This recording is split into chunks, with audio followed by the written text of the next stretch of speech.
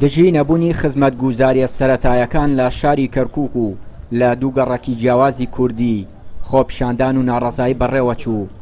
بەشێک لە دانیشتوانی بارودخانە دژی تەواو نەکردنی پڕۆژەیەکی جوتسایتی گەڕەکەکەیان گردبوونەوەیان ئەنجامدا و داوا دەکەن هەرچی زووە پڕۆژەکە تەواو بکرێت. ڕاستی ئەم زادایەوە دەور 4 ساڵە بێم زادایە دەور 500 دانەمەترێ هەی ینی هیچ حکوومەت ناتۆ بەهانەمانەوە شۆر بوون لە بازادایە شەوان و ڕۆژی نییە معدل خۆڵ و تۆزێکە نەبێتەوە چاو نابینێ. وەڵڵاهی ئێمە کێشەمان گەلێ زۆرە ئەگەر لە کێشەی ئێمە بپرسی تەواو نابێ. ئێمە 3 ساڵە ئەم ئەرزیان هەڵکۆڵیوە خۆڕ و تۆز و زبر و پیسی دینا من لە ئێمە ئەنێ ئەڵێ نەخۆشی کرۆناگە هەبا دەبا لە پێشە لەم گەڕەخۆ دەستی پێکردایە هەیە خانووکەی خۆی بەجێ هێشتووە چۆتە خانی کریەوە ڕەبۆی هەیە لێرە ئیدارە ناکە لەبەر خۆڕ و تۆز لەبەر پیسی. هاوکات دانیشتوانی گەڕەکی کوردستان بە هۆی نەبوونی ئاوی خواردنەوە لە گەڕەکەکەیان خۆپیشاندانیان ئەنجامدا وەکو خۆیان دەڵێن نەبوونی ئاوی خواردنەوە کێشە و گرفتی بۆ دروست کردوون.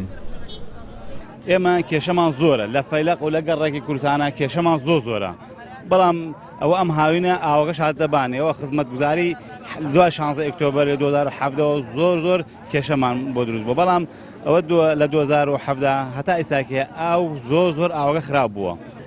دیارە ئێمە خەڵکی گەڕەکی فەیلق لە شاری کەرکووک ئەو دوو مانگە ناڵێنی بەدەست بێ ئاویەوە کێشەکەش ئەگەڕێتەوە بۆ چەند خاڵێک یەکێک لە خاڵەکان ئەوەیە کە بەڕاستی ئەم گەڕەکە ئەبێت 4 ڤاڵڤی هەبێت کە ئاوەکە بکاتەوە 2 ڤاڵڤ و 2 سەمامی هەیە ئەیتر کە ئاوەکە ئەکەنەوە ئەگاتە بەشێکی گەڕەکەەکە ناگاتە خوارەوە ئەوانەی لە خوارەوەن بەڕاستی هەمویان کرێکار و هەژارن ئەبێ ئاو بکڕن بێت تەنکەر بە 15,000 بە 20,000 ئەمە دوسێ مانگە بەڕاستیەوە بۆیان دەرناهێنێ ئەمە یەکێکن لە خاڵەکان.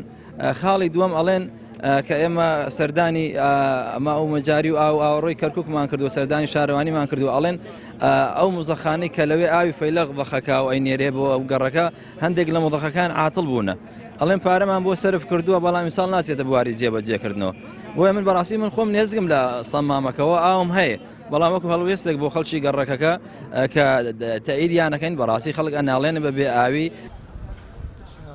لە بەشێک لە گەڕەکەکانی شاری کەرکووک هەرچەندە پڕۆژە ئەنجام دراوە بەڵام بەشێک لەو پڕۆژانەیان تەواو نەکراون یاخود سستی لە تەواوکردنیان دەکرێت.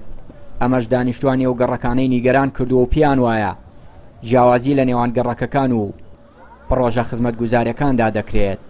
چیانوری کەناڵی پەیام کەرکووک.